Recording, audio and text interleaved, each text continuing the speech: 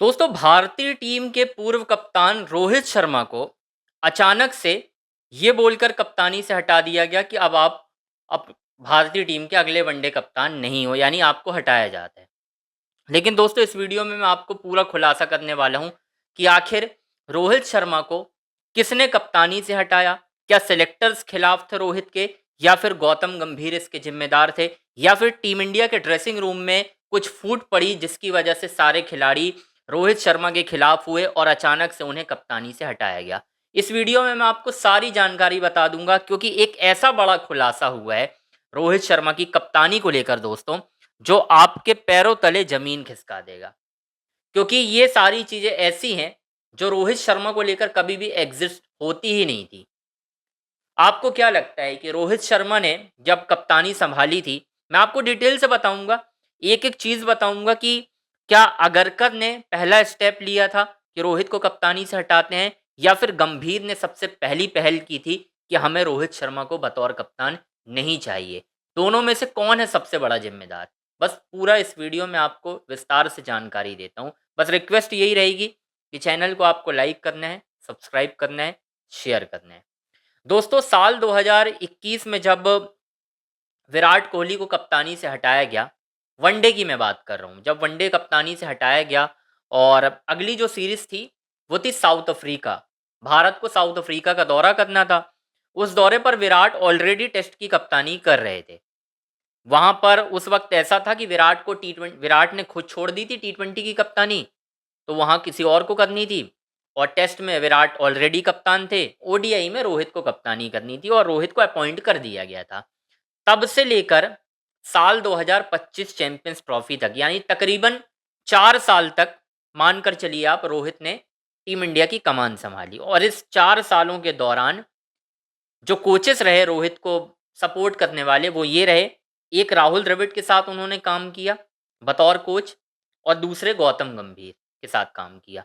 अब इन दोनों कोचों में सिमिलैरिटीज देखिए। राहुल द्रविड़ के साथ रोहित शर्मा को पूरा बैकअप मिला। राहुल द्रविड़ और रोहित शर्मा की कभी आपने कहा सुनी नहीं सुनी होगी, मतलब ऐसा नहीं देखा होगा कि कभी आपने खबर देख ली होगी कि यार कोच और कप्तान के बीच नहीं जम रही। ऐसी आपने इन 2 सालों में, जब तक राहुल द्रविड़ रहे, यानी 2024 टी20 वर्ल्ड कप तक, कभी आपको क्या ये खबर निकल मिली जिसमें ये कहा गया हो कि रोहित और द्रविड़ की नहीं जम रही? कभी नहीं सुना होगा आपने, क्योंकि दोनों सेम पेज पर थे और दोनों के जो फैसले रहते थे वो एक दूसरे को सपोर्ट करते थे। इसी वजह से टीम इंडिया आगे बढ़ रही थी।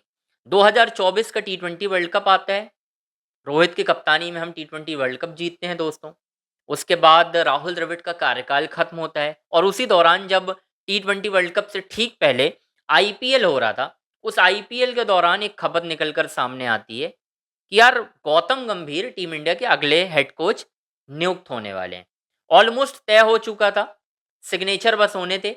और जुलाई में जो सीरीज होनी थी अगस्त में, उस अगस्त में होने वाली सीरीज से गंभीर को कमान संभालनी थी और उन्होंने कमान संभाली भी। और उसी दिन से, जब अगस्त में उन्होंने ओडीआई टीम की कमान संभाली और भारत 2-0 से ओडीआई श्रृंखला हारा, उसी सीरीज के खत्म होने के बाद ये खबर निकलकर सामने आती है कि रोहित शर्मा गौतम गंभीर से खुश नहीं है। क्या वजह थी इसकी? एक कप्तान जिसकी कप्तानी में भारत लगातार सीरीज जीत रहे हैं, ठीक है, बायलैटरल जीत रहे हैं, एशिया कप जीत रहे हैं, टी20 वर्ल्ड कप जीत लिया 17 सालों के बाद, सब कुछ हो रहा है। ऑल ऑफ अ सडन ऐसा क्या हुआ कि कप्तान और कोच के बीच बनना बंद हो गई? नया, और जो कि कोच नया आया है, उसको सिर्फ एक सीरीज हुई है और ये खबर निकल कर सामने आती है। वजह बहुत सारी थी दोस्तों, मैं ये भी बताऊंगा, लेकिन मोस्ट इंपॉर्टेंटली हुआ क्या है मैं वो आपको बताता हूँ। जब 2025 चैंपियंस ट्रॉफी रोहित शर्मा ने जिताई, और उससे पहले बीजीटी बहुत खराब गई थी, रोहित शर्मा ही कप्तान थे, भारत सीरीज हारा।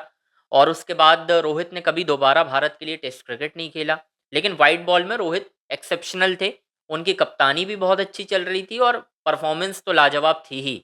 फाइनल में उन्होंने रन भी बनाए, आपने देखा।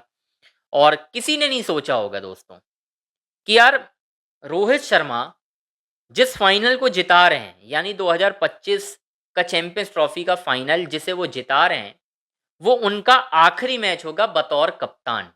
और वो हुआ। उसके बाद रोहित ने कभी टीम इंडिया की कमान नहीं संभाली। क्या हुआ उन 3-4 महीनों में जब उन्हें कप्तान बनाया गया? दरअसल कप्तान बनाया गया शुभमन गिल को सितंबर के आसपास, अक्टूबर में ऑस्ट्रेलिया सीरीज से ठीक पहले उन्हें कप्तान बनाया गया, जब भारत को ऑस्ट्रेलिया का दौरा करना था। और ये खबर निकल कर सामने आती है और एक बड़े अखबार ने वो खबर छापी, मतलब मैं नाम नहीं ले सकता, इशू ना हो कोई। एक बड़े आउटलेट ने एक खबर छापी जिसमें ये कहा गया कि ड्रेसिंग रूम का माहौल कप्तान रोहित शर्मा की वजह से खराब हो रहा था और रोहित शर्मा नए लड़कों से खराब व्यवहार कर रहे थे। मतलब आप ये सोचिए कि जिस रोहित शर्मा को युवा खिलाड़ी बड़ा भाई मानते हो, भला रोहित शर्मा कैसे खराब कर देंगे चीज़ें, जरा आप मुझे ये बताइए। ये खबर किसने प्लांट करवाई थी? मैं आपको बता देता हूँ ये दो खबरों के बीच और रोहित की कप्तानी के बीच जिम्मेदार कौन है। सबसे पहला कदम दोस्तों, अजीत अगरकर। जी हाँ, अजीत अगरकर को सबसे पहले लगा कि रोहित शर्मा को कप्तानी से हटाना चाहिए और इस पे हाँ में हाँ मिलाई गौतम गंभीर ने भी। मतलब आप कह सकते हो कि दोनों सेम पेज पर आ गए। दोनों को ऐसा लगने लगा दोस्तों कि यार रोहित शर्मा को कप्तान नहीं बनाना है। साफ सीधी सी बात है। क्यों? एक रोहित शर्मा की खराब फॉर्म प्लस फिटनेस, और दूसरी चीज़ थी रोहित शर्मा की उम्र। उम्र बहुत बड़ा इसका टॉकिंग पॉइंट था जब सेलेक्टर्स बैठे, कोच बैठे और डिसाइड हुआ कि यार एक नए कप्तान के साथ जाना है। एक बुजुर्ग कप्तान जो है जिसकी एज बढ़ रही है, 2027 वर्ल्ड कप को ध्यान में रखते हुए हमें कहीं ना कहीं एक बड़ा कॉल लेना है। और वो बड़ा कॉल ये रहेगा कि हमें भारत को 9 महीने में 2 आईसीसी ट्रॉफी दिलाने वाले कप्तान रोहित शर्मा को कप्तानी से नीचे उतारना होगा। और वो हुआ। शुभमन गिल को अचानक से कप्तान बना दिया गया और रोहित को बाहर कर दिया गया।